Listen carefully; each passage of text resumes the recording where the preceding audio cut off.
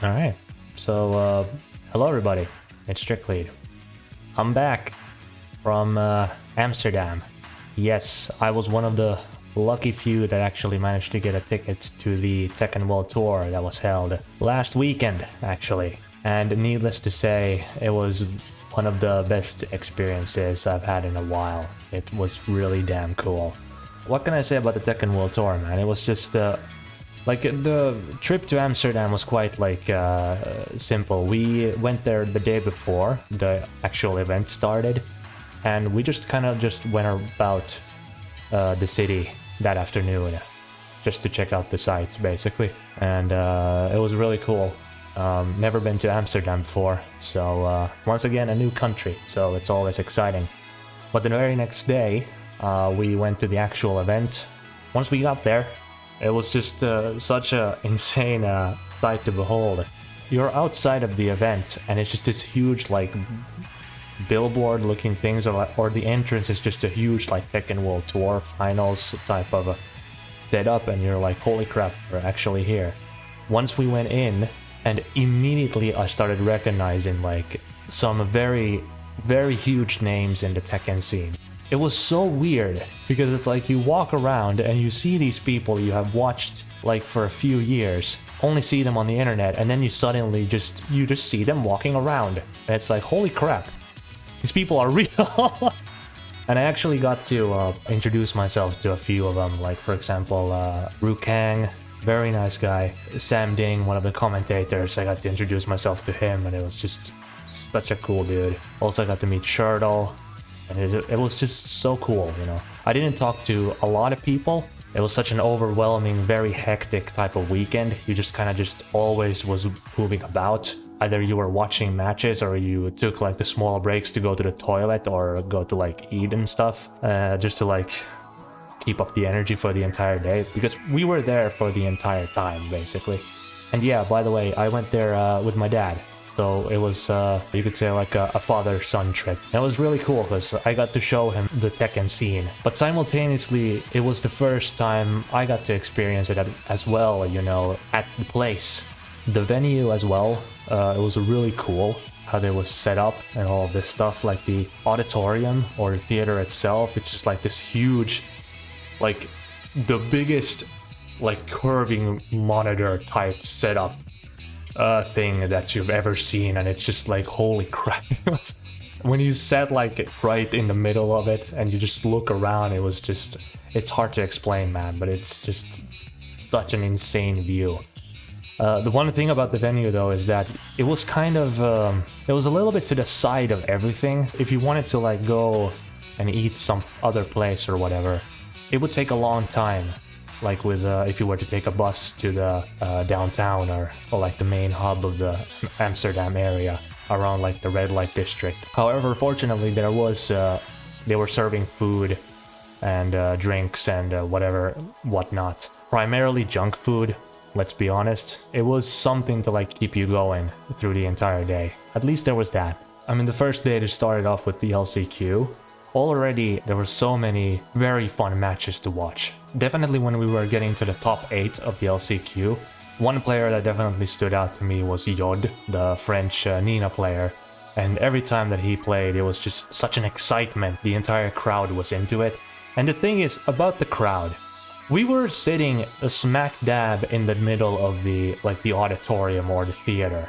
So the entire crowd is around us. The amount of volume that the crowd would do when a significant player that a lot of people liked were gonna do a combo, especially like the European guys, the classic, you know, hey, hey, hey, hey, hey, hey, hey. The sheer volume of that. I watched the streams, or parts of the streams later, and you can hear the crowd during the stream, but it doesn't do it justice how fucking loud it was. When the entire crowd is so into it. If you've been to one of these types of events, you just know. Like, it was unbelievable. After the LCQs, you know, the round robins started right away.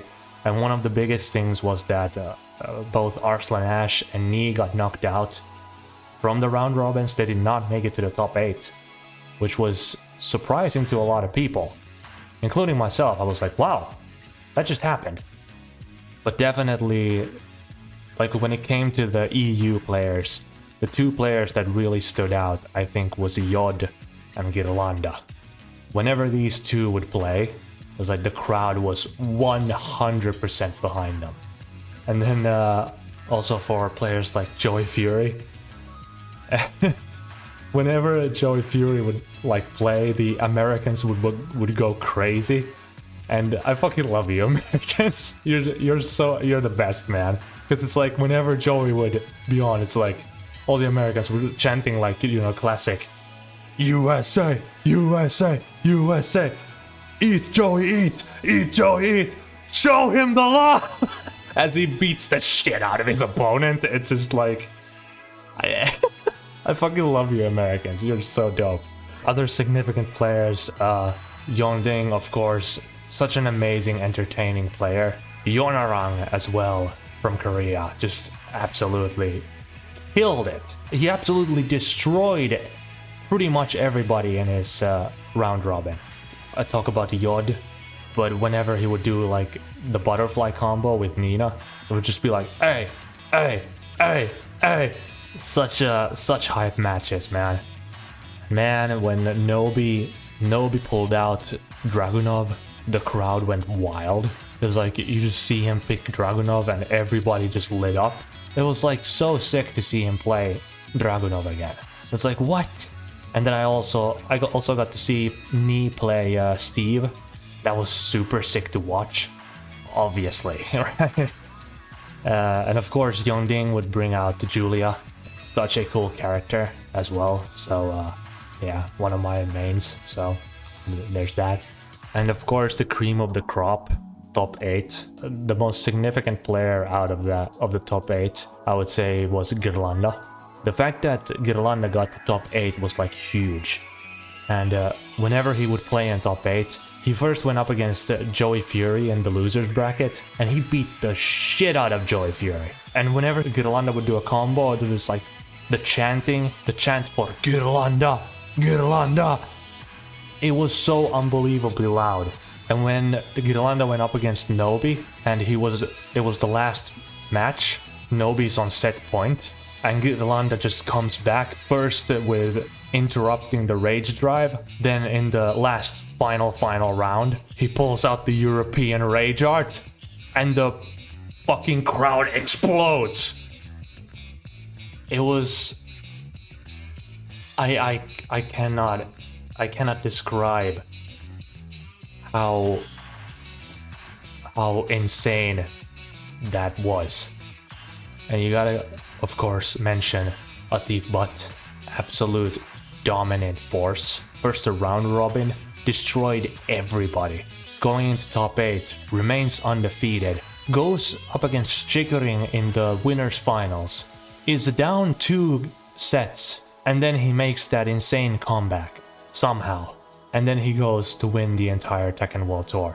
It was such a impressive, dominant performance. An absolute congrats to the winner of the Tekken World Tour, Atif Butt. And then Yongding as well made it into the grand finals. Unfortunately did not reset the bracket. Such a hype player as well. And Shikurin, such a dominant force as well. But I think after the winners final, I think it took a lot out of him. And he became 3rd. Still an amazing result. I mean, the trip to Amsterdam and the Tekken World Tour, it is one of the best experiences I've had in a while. So if anybody who has never been, I highly recommend it.